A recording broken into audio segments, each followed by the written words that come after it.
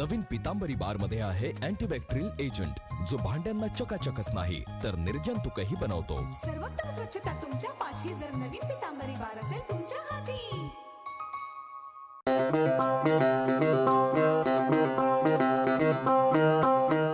Zip your wallets, don't worry, money will travel swift and fast. Cause TJSB का नया है ये magic Transapp app. Transapp zap, Transapp app.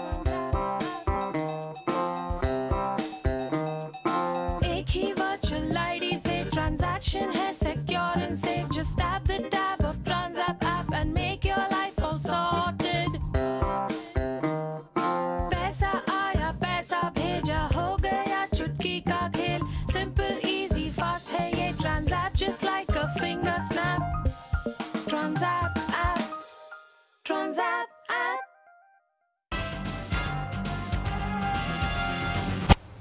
मुंडकेकरांचा interview करायचा आहे। मागचे 3 इंटरव्ह्यू तर चांगले झाले आहेत, पण हा माणूस जो आहे हा इंटरव्ह्यूमध्ये आपल्याला खाऊन तर टाकणार नाही ना, काहीतरी वेगळं करायला पाहिजे, काहीतरी डॅशिंग करायला पाहिजे। जोपर्यंत ते करणार नाही तोपर्यंत आपण थोडीच तोड होणार नाही। कॅमेरा चालवला आहे? ओके। मी आत्ता स्वतःशी बोलत होतो, आपण सुद्धा अनेकदा स्वतःशी बोलत असतो, स्वतःशी संवाद साधत असतो आणि हा स्वतःशी संवाद साधत असताना कधी कधी तो खूप पॉझिटिव्ह लेवलला जातो आणि कधी कधी तो खूप निगेटिव्ह लेवलला जातो। जोपर्यंत तो पॉझिटिव्ह लेवलला असतो तोपर्यंत तो खूप चांगला असतो, परंतु ज्यावेळेस तो निगेटिव्ह लेवलला जातो त्यावेळेस त्याची इम्पॅक्ट काय असतात। मग अशा वेळेस स्वयंसूचना कशा पद्धतीने स्वतःला द्यायच्या, त्याची ताकद काय असते, एखाद्या माणसाच्या एखाद्या ॲक्टिव्हिटीमध्ये त्याचा किती इम्पॅक्ट असू शकतो, या सगळ्यावर चर्चा करण्यासाठी आत्ता आपल्याबरोबर आहेत मुंडकेकर साहेब। नमस्ते सर। मी आत्ता स्वतःशी जे काही बोलत होतो तुम्ही ऐकलं होतं का? आपण मनात बोलतो तेव्हा जर एखादा माणूस मनकवडा असेल तर तो ऐकू शकतो, नाही तर लक्षात घेत नाही। पण बॉडी लँग्वेज एमर्सनचं वाक्य आहे की तुम्ही काय बोलताय हे लक्षात येत नाही, but your body speaks louder than your words. तुमच्या देहबोलातून कदाचित लक्षात येतं पण तेवढं नाही लक्षात येणार। पण मी आत्ता मगाशी जे काही बोलत होतो मी मनातल्या मनात बोलण्याच्या ऐवजी थेट कॅमेराशी बोलत होतो, त्यामुळे मला समजलं ते। तर काय सांगाल, ही जी स्वयंसूचना हा जो प्रकार आहे काय आहे हा इम्पॅक्ट? नवनिर्वाचित जे अमेरिकेचे राष्ट्राध्यक्ष आहेत त्यांच्या यशाचं रहस्य या स्वयंसूचनेमध्ये आहे। त्यांचा एक विचार आहे की आपल्या डोक्यात रोज 50,000 विचार येत असतात, मग त्यांना मोठंच का नाही ठेवायचं। सो आता जरी प्रेक्षक हा संवाद ऐकत असतील पण तरी सुद्धा त्यांच्या मनात एक विचार प्रणाली चालू आहे आणि हे पटत आहे हे पटत नाही, हा जो आत्मसंवाद आहे तो त्यांना यशशिखरावर नेत असतो किंवा अपयशाच्या खाईत लोटत असतो। सो सतत साधारणतः 40 ते 60,000 विचार हे सर्वसामान्य माणसाच्या मनात येत असतात। त्याच्यातले 95% विचार दुसऱ्या दिवशी जे येतात किंवा पुढेचे दिवस येतात ते आदल्या दिवशीच्या स्वरूपाचेच असतात, म्हणजे ते रिपीटेड असतात। आणि याच्यातले सर्वसामान्य माणसाच्या डोक्यात 70% विचार हे नकारात्मक असतात। सो त्याचा इम्पॅक्ट त्यांच्या लाईफवर होत असतो आणि म्हणून हे जे स्वगत आहे, स्वयंसूचना आहे, ॲफर्मेशन आहे, सेल्फ सजेशन्स आहेत, यांची प्रत्येक माणसाने काळजी घेणं गरजेचं आहे। काळजी घेणं गरजेचं आहे। कशी काळजी घ्यायची? पहिली गोष्ट म्हणजे मला 2 PMA लक्षात ठेवायचे। PMA म्हणजे प्रेझेंट मोमेंट अवेअरनेस। मी आताच्या क्षणात सजग असायला पाहिजे। आगे भी जाने न तू पीछे भी जाने न तू, जो भी है बस यही एक पल है। अतिशय महत्वाचा दुसरा PMA आहे पॉझिटिव्ह मेंटल ॲटिट्यूड। सतत सकारात्मक बोलायची सवय, मला जमत नाही मला जमत नाही, मी करू शकत नाही मी करू शकत नाही, तसेच रिझल्ट येणार आहे। हेनरी फोर्ड ज्यांनी रिव्होल्युशन केलं 19व्या शतकाच्या सुरुवातीला, त्यांनी सांगितलंय की जेव्हा तुम्ही म्हणता की ही गोष्ट मी करू शकतो आणि जेव्हा तुम्ही म्हणता ही गोष्ट मी करू शकत नाही, दोन्ही वेळा तुम्ही बरोबर असता। सो हा संवाद आतला जो आहे तो महत्वाचा आहे। असं कसं दोन्ही वेळेस बरोबर कसं असू शकतो माणूस? आयदर ही गोष्ट मी करू शकतो किंवा मी करू शकत नाही, हे दोन्ही खूप विरोधाभास असलेले स्टेटमेंट आहेत. ते दोन्ही बरोबर कशा? मला तुमच्या बरोबर मुलाखत घ्यायला मला वाटत नाही कॅमेरा फेसिंग जमेल असं जर मी आतून बोलत असेल तर तसं फेलियर येणार आहे. नाही, आता तुम्हाला मी धीटपणे सामोरे जाऊ शकतो आणि जे काय 8 मिनिटाची 10 मिनिटाची मुलाखत असेल त्याला मी कॉन्फिडेंटली उत्तर देऊ शकेल. हा आत्मसंवाद महत्वाचा आहे सर. एडमंड हिलरी 5 वर्षांपूर्वी त्यांनी 50 वर्ष साजरी केली एव्हरेस्ट शिखर पादाक्रांत करण्याची. त्यावेळेला त्यांनी म्हटलंय की मी आतून जो माझा आवाज येत होता की तू हे करू शकत नाही, याच्यापूर्वी कोणी पोचलेलं नाही, अनेक लोक मेलेले आहेत, ह्या आवाजावर विजय मिळवला आणि त्याच्यानंतर एव्हरेस्ट शिखर सर करणं एकदम सोपं होतं. एक्झॅक्टली.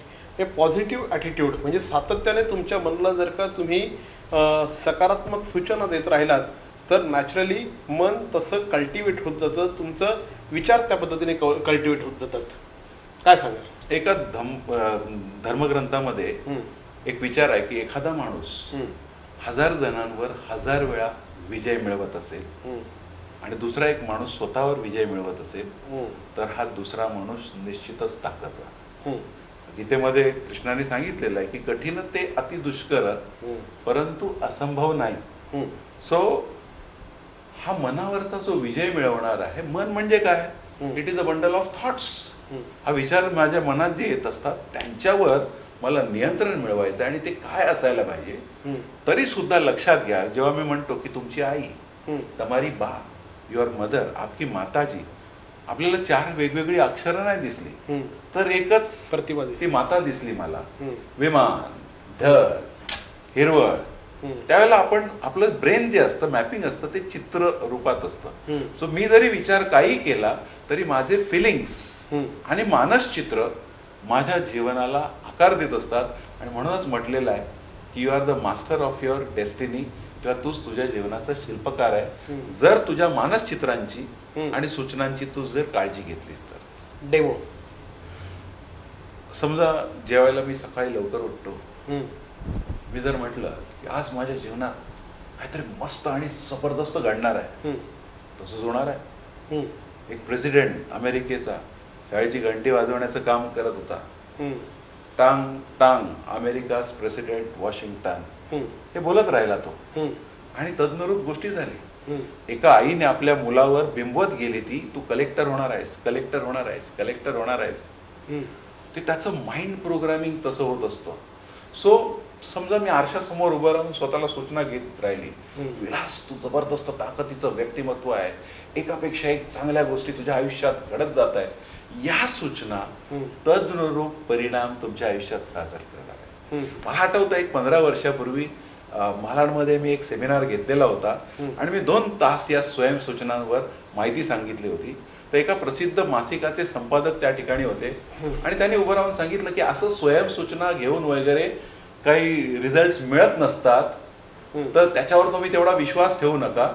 मी ताबडतोब उभं राहिलं आणि सांगितलं की नुसतंच ऐकून सरांनी सांगितलेलं आहे की असे काही रिझल्ट येत नाहीत, पण प्रत्यक्षात गेली 17 वर्ष मी याचं अनुभूती घेतलेली आहे आणि त्याचे रिझल्ट बघितले आणि म्हणून ते खात्रीपूर्वक सांगितलेले आहे. सो जेव्हा तुम्ही म्हणताय की ही गोष्ट काम करत नाही, तुम्हाला ती रिझल्ट देणार नाही.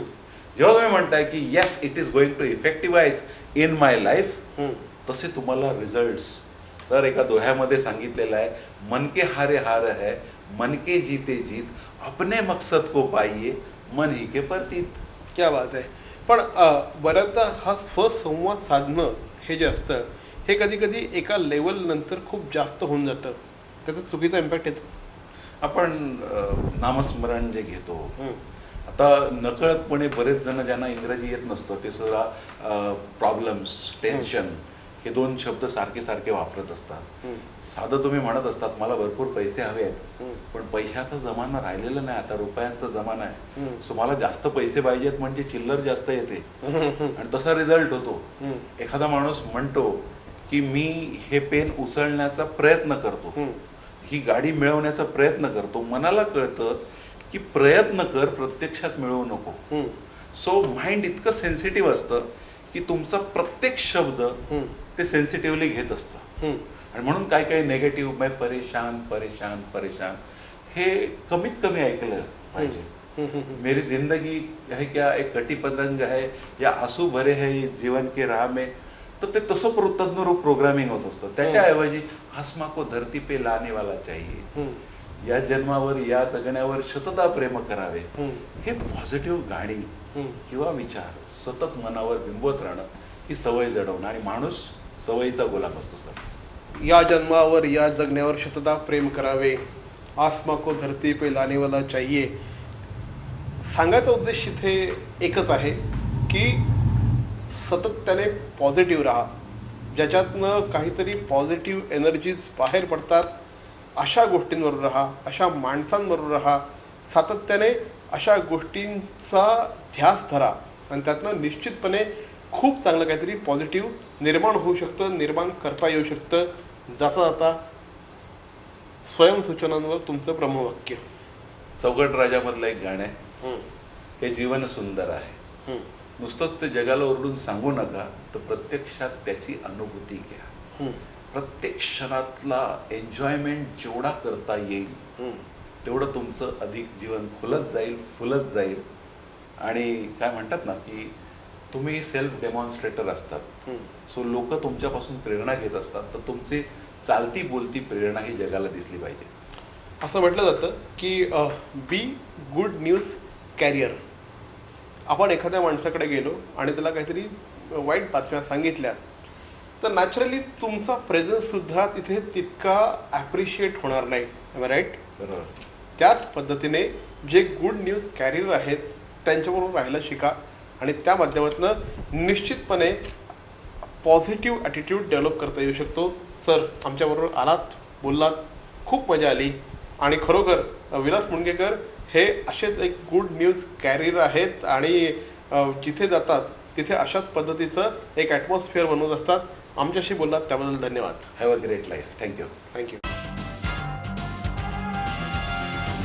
मरावे परी अवयव रूपी उरावे. अवयव दानाचा हाच संदेश जनसामान्यांपर्यंत पोहोचवण्याचा संकल्प घेऊन निघाले आहेत ज्येष्ठ समाजसेवक माननीय नानजीभाई खिमजीभाई ठक्कर ठाणावाला.